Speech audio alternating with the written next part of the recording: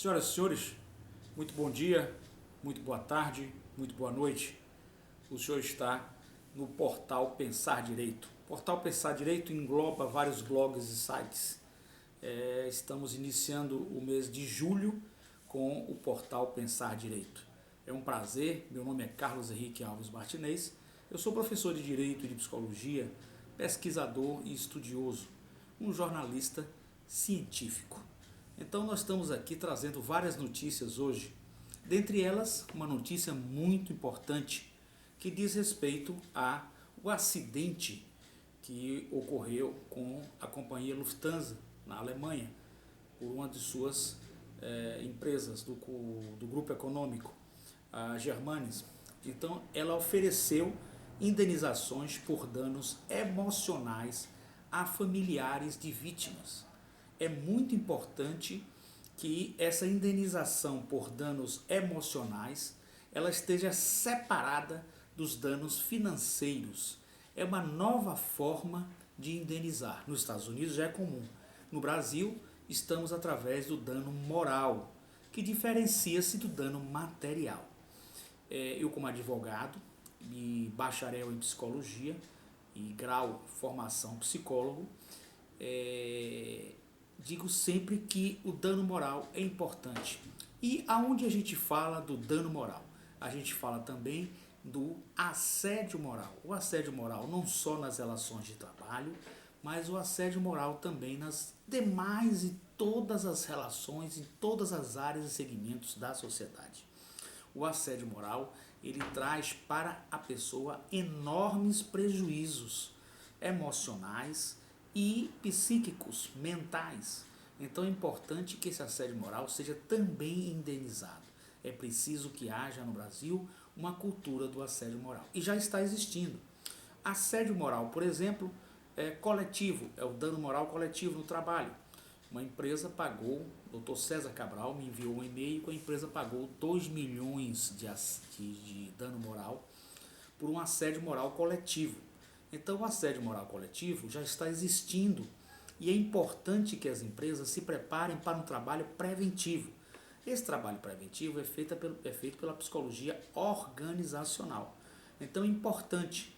E eu venho trabalhando nesse sentido de que a empresa evite, porque na realidade não é o empresário responsável pelo assédio moral, e sim alguém de sua confiança que ele colocou num cargo e neste cargo esta pessoa é um chefe intermediário, um coordenador e etc. Então é preciso que nós possamos evitar o assédio moral para evitar o dano moral. Com certeza nenhuma empresa quer sofrer um dano moral, um assédio moral.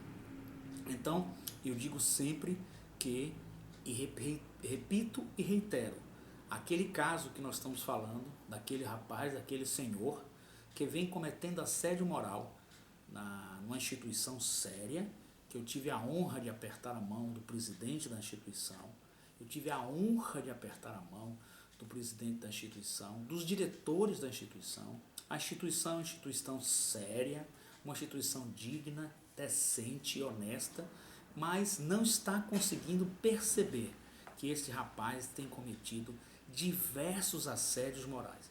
Nós temos recebido diversos e-mails, estão aqui os e-mails, e nós vamos soltando aos poucos ao longo dos nossos programas sobre a questão deste rapaz, dessa instituição que vem cometendo o assédio moral. Ele está nos assistindo, eu sei que o senhor está me assistindo, que com certeza deve estar muito preocupado. E eu lhe digo, sai rápido daí, saia rápido daí, saia rápido daí, porque se o senhor demorar, não demora, você está demorando. Você vai colocar no banco dos réus uma instituição séria, honesta e inocente, mas cabe uma ação regressiva contra o senhor. O senhor pode pagar uma ação regressiva de danos à empresa que o senhor gerou prejuízo. Mas como o prejuízo pode ser alto, o senhor pode, como chefete, não ter dinheiro, como coordenador de cursos, que não está com um salário muito bom, não ter dinheiro para pagar essa indenização. Então poderá ser responsabilizado também na esfera criminal. Sai rápido daí, o senhor sai rápido daí, não demora. O senhor está demorando, o senhor vai colocar no banco dos réus uma instituição honesta, uma instituição que eu tive a honra de apertar a mão do presidente e uma instituição inocente. Saia rápido aí, não demore, eu já tenho lhe avisado, saia rápido deste cargo, não demore, o senhor está demorando. Bom, esse cidadão vem assediando moralmente as pessoas, os professores, os colaboradores, enfim, todos da instituição. E esse senhor precisa ser retirado dessa instituição o mais rápido possível, porque se trata de uma pessoa doente, uma pessoa que deve ter transtornos psicológicos ou até mesmo uma psicopatia, alguma coisa nesse sentido, se tornando um psicopata de extrema periculosidade. Um psicopata de extrema periculosidade. Mas vamos à notícia que nós estamos aqui sobre a questão da indenização da companhia alemã Lufthansa, através da empresa do seu grupo econômico, a Germanis, que oferece indenizações por danos emocionais a familiares das vítimas. A companhia aérea alemã, Germanis, está oferecendo indenizações de 25 mil euros para familiares próximos das vítimas fatais da queda no dia 24 de março pela sua dor e sofrimento. Só a questão emocional, declarou a empresa nesta terça-feira. Evidências mostram que o copiloto Andreas Lutz trancou o avião, o capitão fora da cabine durante o voo 4U9525, que ia de Barcelona a Düsseldorf, e atirou o avião deliberadamente contra a encosta de uma montanha, matando todas as 150 pessoas a bordo. Os pagamentos de 25 mil euros se somam aos 50 mil euros já pagos como assistência financeira imediata aos familiares. Notem que a indenização por dano moral foi uma indenização que foi feita por dano moral e por dano material foi feita e por dano moral. Só que há uma diferença, o dano material foi maior, é um erro, novamente. Esses 50 mil euros já pagos com assistência financeira imediata aos seus familiares.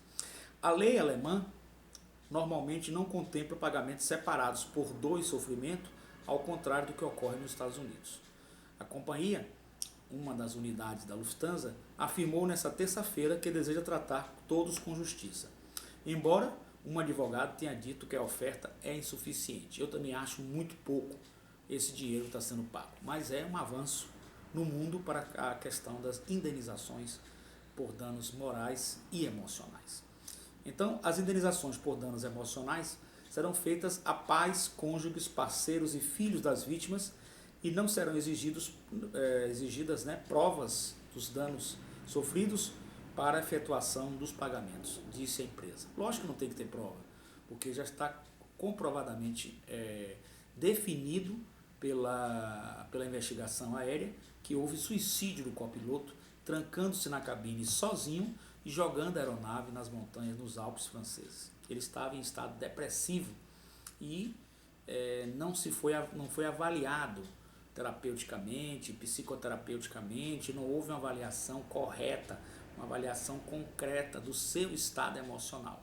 Isso é muito ruim e gerou então o quê? Gerou esse pagamento dessas indenizações. Então é preciso que tenhamos uma gestão da psicologia organizacional, porque se não houver uma gestão da psicologia organizacional, nós poderemos estar incorrendo em grandes equívocos e erros no tratar com as pessoas, com os colaboradores, etc, etc. E é preciso um processo de pesquisa do clima organizacional, justamente como uma espécie de detectar se um chefe é um psicopata, se um chefe precisa sair, se um chefe pode continuar no comando, se algum colaborador tem algum problema. Então nós temos um escritório de advocacia especializado em pesquisa do clima organizacional.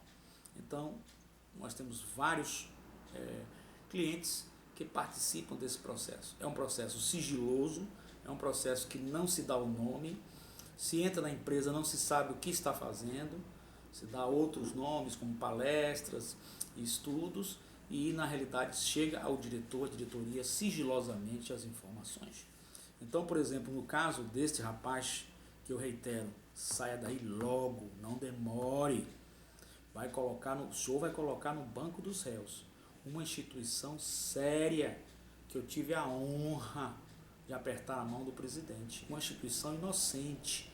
Saia daí logo, não demore. Eu estou lhe avisando, saia daí logo, não demore. O senhor é um assediador moral, covarde, covarde. Reitero o que eu disse, porque é um assediador que utiliza-se do seu poder, junto com a sua subchefe, que é uma senhora também covarde, mentirosa, enganadora e traiçoeira. Então nós temos uma pesquisa já encomendada, que o senhor não sabe, uma pesquisa do clima organizacional. Por isso não podemos revelar os nomes, porque fizemos algo sigiloso. Então o senhor sabe que tem muitos e-mails contra o senhor. Saia daí logo, não demora, não demora, porque o senhor vai colocar no banco dos réus uma instituição séria, digna, honesta e inocente. Saia daí logo. Sai daí logo, cara. Não demora. Você está demorando. Vai colocar no banco dos réus uma instituição séria e inocente, que eu tive a honra, uma instituição inocente, que eu tive a honra de apertar a mão do presidente desta companhia e tive a honra de apertar a mão da sua diretoria. Portanto, fora! É o que nós todos queremos para o senhor. Sua assistente foi vaiada pelos alunos. O que é que o senhor espera mais? O senhor e ela, rua, fora daí, que vocês não têm capacidade de estar aí e vocês estão prejudicando uma instituição séria. Sai daí logo, logo. O senhor vai colocar no banco dos réus uma instituição inocente. Não demora. Nem o senhor, nem sua assistente. Bom, parênteses próximos, voltando aqui ao caso da Lufthansa, que foi a companhia que o copiloto suicidou-se jogando o avião nos Alpes franceses, e que cada parente recebeu 25 mil euros como indenização por danos emocionais, exclusivamente os danos emocionais. Parentes próximos que vivem na Alemanha também podem requerer outros 10 mil euros por pessoa como indenização por quaisquer problemas de saúde, sem precisar comprová-los, acrescentou a companhia. Então, essa informação está na internet, no MSN Notícias. Familiares e passageiros mortos na queda do avião da Germânia recebem indenizações por danos emocionais sofridos por este trágico acidente, cuja responsabilidade é da companhia. Por quê? Porque a companhia, ao contratar um funcionário, ela tem o dever em elegendo e em vigilando, em elegendo e eleger, e em vigilando e em vigiar. Então eu nomeio porque eu elejo o melhor colaborador e eu tenho que acompanhá-lo, fiscalizá-lo, não só nas suas funções, mas também na sua saúde mental. A sua saúde mental é de grande importância para a questão do servidor estar ou não na companhia. Fora disso, nós estaremos cometendo grandes equívocos, poderemos estar cometendo grandes equívocos e prejudicando as pessoas, o que não é correto. Nós temos que a saúde mental do trabalhador, ela é muito importante. Ela é muito importante. E hoje nós trabalhamos com o processo de diagnóstico da saúde mental do trabalhador. Eis aí a grande questão da gestão da psicologia organizacional. Um dos grandes sintomas que nós estamos estudando é o transtorno psicológico, o transtorno mental, da questão da dissociação. É o transtorno dissociativo. Esse transtorno dissociativo, ele pode migrar tranquilamente para o transtorno do estresse pós-traumático, bem como ele pode migrar para o transtorno somatoformes, ou vice-versa, né? O transtorno do estresse pós-traumático é um transtorno gerado por estresse. A pessoa em profundo estresse, por exemplo, aquela pessoa que é assediada moralmente, ela recebe um assédio moral, ela poderá passar por estados depressivos, transtorno de pânico, o próprio transtorno do estresse pós-traumático. E esse estresse leva a pessoa a ter diversos problemas que podem culminar com transtornos dissociativos, evidentemente. E no caso da pessoa que sofre o assédio moral, seja no trabalho, seja um preso acusado que seja inocente, ele também é assediado moralmente. Seja aquele em que seu retrato passa na mídia e depois é considerado inocente, ele é também assediado moralmente. Então ele passa a ter este transtorno, e esse transtorno é extremamente prejudicial à saúde mental da pessoa e do trabalhador. Então, com certeza, as empresas, as companhias não querem, em hipótese alguma, que os seus colaboradores passem por quaisquer tipo de transtornos psicológicos e prezam, com certeza, pela sua saúde mental. Então, é importante diversos trabalhos como treinamentos, palestras, estudos, pesquisa do clima organizacional, dentre outros, para justamente equilibrar o seu colaborador, para que ele possa ser uma pessoa normal, equilibrada, dentro das suas dificuldades da vida real, do mundo real que todos nós passamos, toda a sociedade passa, mas enfrentá-los com tranquilidade e poder produzir cada vez mais de forma prazerosa para a sua companhia, para que a companhia tenha um sucesso, já que o capital humano é extremamente importante. Então nós temos que o assédio moral feito, como é feito no caso que eu estou citando aí, extremamente prejudicial.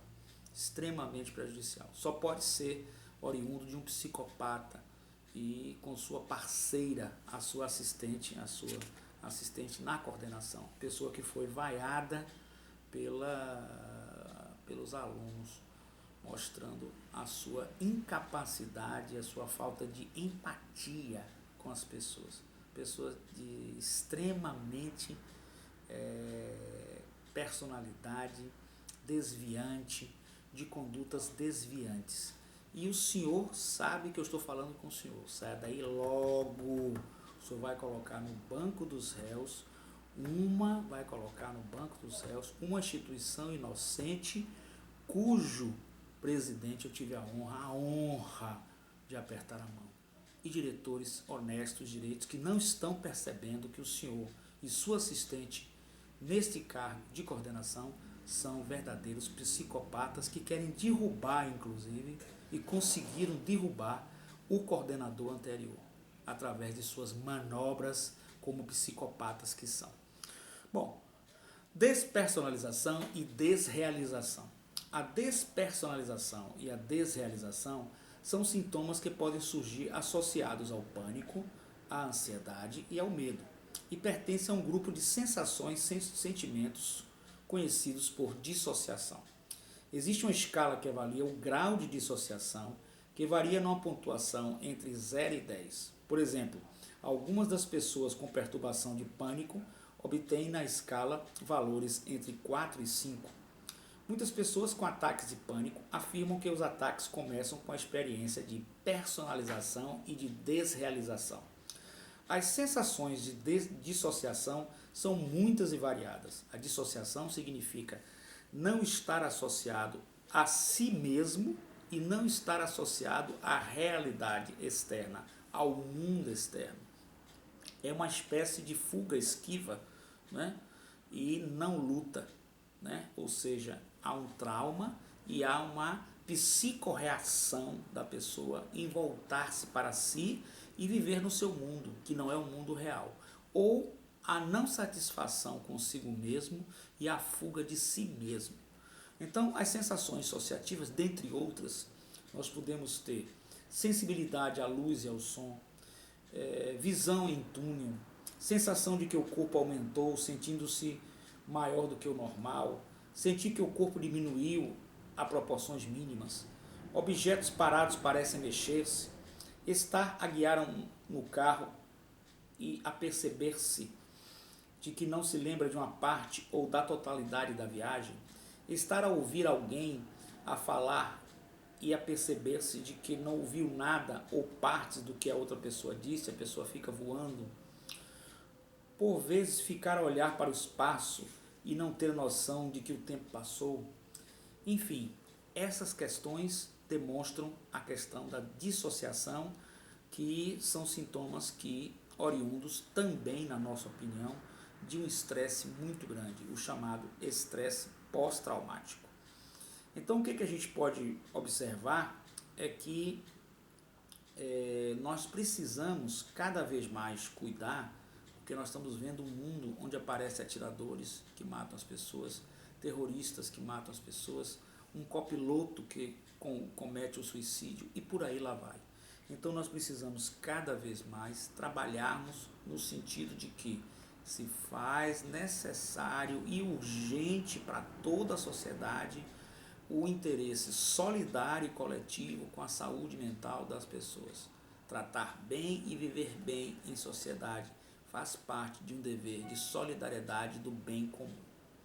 Mudando de polo aqui um pouquinho, vamos falar um pouco da questão da Operação Lava Jato. Eu não gostaria de ser o julgador, não sou julgador e não tenho capacidade de fazê-lo. Mas na Lava Jato, para os meus alunos aí, surge uma questão que pode ser desenvolvida em artigo científico. O ministro Marco Aurélio Mello, do Supremo Tribunal Federal, em belíssima entrevista, eu assisti, nos disse que nós temos 50% dos presos provisórios no nosso país abarrotando as cadeias. Nós temos as prisões provisórias, sejam elas temporárias ou preventivas, que visam diversos delatores. Por outro lado, se não fossem esses delatores, nunca nós saberíamos os desmandos que ocorrem no nosso país, principalmente na Petrobras. Então, o que fazer diante de uma dualidade? Garantismo penal, são garantias do cidadão, versus verdade real no processo penal. Eis um tema excelente para artigos científicos. Voltando aqui também a um outro caso que a gente tem trabalhado bastante, do qual eu milito como advogado, é o caso de um rapaz que está preso, que foi acusado de um homicídio e uma tentativa de homicídio, deixando um rapaz em cadeira de rodas, o que é muito triste. Nós aqui lamentamos e respeitamos por demais a dor das famílias. Nós em momento nenhum queremos desrespeitar a dor das famílias, em nenhum momento. Mas por outro lado, não podemos colocar o inocente na cadeia. No outro dia, apareceu estampada a foto do meu constituinte e cliente como sendo o acusado. Não existe prova de balística, não existe prova de pólvora nas mãos, não existe nada, absolutamente nada. Não existe testemunha descompromissada, não existe nada. Só existe uma coisa, o declarante, vítima, uma das vítimas, que numa festinha, é natural, num bar Santa Clara, ele ingeriu bebida alcoólica das 10 horas até 1 hora da manhã, que é natural. Ao sair no estacionamento, onde não tem câmeras, onde não tinha iluminação, ele, de susto, recebeu aquilo, uma coisa apavorante para qualquer cidadão, qualquer pessoa, receber uma pessoa com revólver e atirando nele. Ele então, depois de toda essa conjuntura de jornais, de televisões, etc., da mídia, ele acaba reconhecendo este rapaz. O reconhecimento está falho. Não porque ele queira, talvez, eu tenho debatido isso, mas porque nós temos falsas memórias, nós todos, seres humanos. E quando nós estamos sob estresse, a nossa memória tende a nos iludir, a nos enganar. Nós podemos viver, no momento de estresse, uma espécie de desrealização passageira, temporária. Então nós temos uma falsa memória. E essa falsa memória, ela vai o quê? Ela leva a uma visão distorcida da realidade. E isso poderia e pode ter ocorrido no caso concreto do nosso constituinte, porque o rapaz pode ter se equivocado e está insistindo nisso. E na realidade é uma busca da satisfação, uma busca da realização de respostas àquela agressão que ele sofreu. Essa é uma busca natural de todo ser humano. Você não pode se perseguir o patrono, o advogado, porque se não for eu, vai ser outro. Não tenha dúvida nenhuma que essa perseguição não pode ocorrer por parte de ninguém. deve-se analisar as coisas com mais vagar, com mais cautela, porque a testemunha compromissada, aquela que tem a obrigação de dizer a verdade dos fatos, esta sim é que deve ser valorada como prova inconteste. O declarante, somente o declarante, não tendo nenhum lastro probatório, é muito temerário se levar a júri, porque não existe um indúbio para a sociedade. Pelo contrário, existe a certeza em favor da sociedade de que ele não deve ser levado a júri. E no mais, muito menos condenado. Então é preciso cautela, é preciso muita calma, porque nós não podemos atuar dessa forma. Com certeza absoluta, uma pessoa que tem um cano de revólver apontado para a sua cabeça, essa pessoa, ela com certeza absoluta, ela sofre um momento de, nem que seja momentaneamente, uma espécie de transtorno, sendo uma pessoa normal, sendo uma pessoa que não tenha nenhum transtorno. Mas qualquer ser humano pode sofrer um transtorno dissociativo e uma sensação de desrealização, ou seja, fora da realidade normal. E aí o seu inconsciente pode fantasiar, principalmente quando é induzido pela mídia escrita, falada, televisada, ele pode simplesmente fantasiar e associar como certeza que aquele cidadão que está passando na mídia, que é o acusado, foi o seu agressor. Note a importância disso aí. É muito importante esse ponto para que a gente não cometa. Só essa, entre aspas, prova com contradição, porque o meu constituinte estava de camisa verde claro. Isso as câmeras mostram no bar onde ocorreu a festa, em que não houve briga, não houve nada. Verde claro. E no momento do crime, e por um lapso temporal, logo que todos saem, os disparos ocorrem.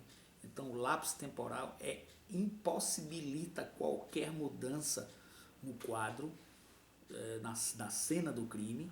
Ele descreve o atirador de camisa preta, descreve como alto e magro.